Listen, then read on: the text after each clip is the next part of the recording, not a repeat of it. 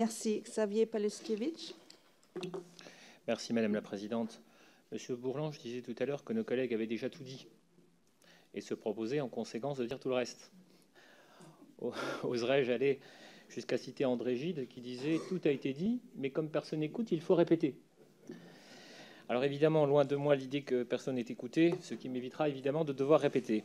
Monsieur le ministre, outre le fait de vous féliciter pour votre nomination, je tenais à vous signifier, comme mes collègues l'ont fait précédemment, toute ma satisfaction d'être face à un ministre, d'être face à un homme qui s'exprime sans filtre et qui assume pleinement ses mots et ses déclarations. J'ai le souvenir, évidemment, comme mon collègue, d'être en présence le soir de votre nomination à la questure et j'en suis ravi. J'en reviens à ma question, Monsieur le ministre. Dans un rapport de juin 2018 relatif aux réformes à mener sur la chaîne des paiements agricoles, la Cour des comptes soulevait différents fonctionnements dans le système de versement des aides de la politique commune, notamment en ce qui concerne l'organisation de certains services administratifs. Elle pointait ainsi les limites de l'action de l'opérateur multitutelle du ministère de l'Agriculture et de l'Alimentation et du ministère du Travail, qui est l'Agence de services et de paiement. La Cour, dans son rapport, rappelait ainsi que cette agence occupait une responsabilité structurante dans la mise en œuvre de la politique commune, étant chargée de payer les dépenses du Fonds européen agricole de garantie, des FEADER, bref, de toutes les aides et également des activités concernant les activités piscicoles. À ce titre, l'ASP a mis en paiement en 2017 20,8 milliards d'euros de crédits d'intervention, donc 8,9 pour le compte de l'Union européenne.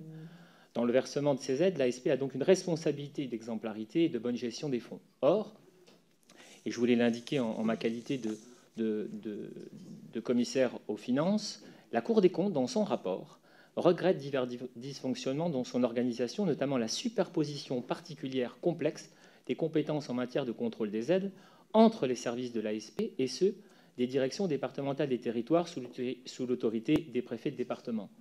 Elle observe une responsabilité diluée, ce sont ses mots, dans ces procédures de contrôle entre ces différentes administrations et précise que cet éclatement des services empêche l'ASP d'assumer pleinement son rôle de supervision. Dès lors, Monsieur le ministre, comment comptez-vous rationaliser l'organisation des services de paiement des aides agricoles au service de la réduction des délais de paiement, mais surtout des contrôles accrus dans le versement de ces aides? Je vous remercie.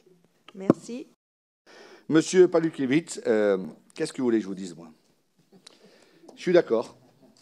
Je suis d'accord avec vous. Il y a une responsabilité. Et c'est tout l'enjeu que l'on met, mon ministère, que l'on va voir avec le Premier ministre sur AP 2022. Parce que si on ne se remet pas en cause très frontalement, et là encore, je dis bien, je ne mets pas en cause le PDG de l'ASP qui a fait plutôt du bon boulot et qui a remis le truc. Mais le rapport de la Cour des comptes, on l'a dit tout à l'heure, elle a raison d'avoir écrit ça. Hein. Donc il y a un vrai problème. Et aujourd'hui, on est en silo. Et quand j'apprends qu'il n'y a pas de relation entre l'ASP et les DDT, que ça se passe au niveau des drafts, etc., alors qu'il y a 10 qu'on appelle ça antenne régionale de l'ASP, c'est ça? Antenne régionale, ou je peux comment? Il faut mieux travailler. Je ne peux pas vous en dire plus et je suis incapable de vous donner des solutions. Mais si vous me dites que ça dysfonctionne, je vous dis oui.